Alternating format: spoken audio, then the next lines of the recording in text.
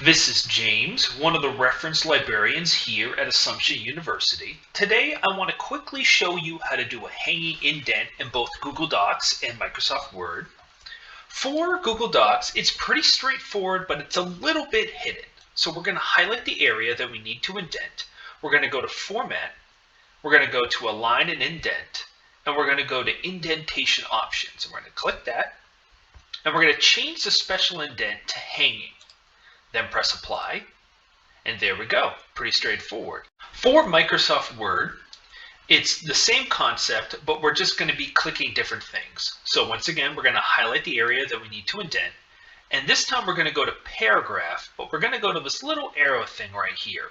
Or you could go to paragraph this way, either option's fine. We're going to click that, and see the special indentation, we're going to change it to hanging.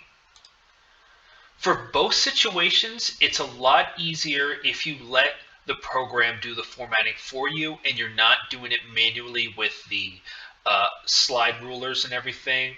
This will be a lot easier, especially that it might mess up the format going down the road, so make sure you do it this way.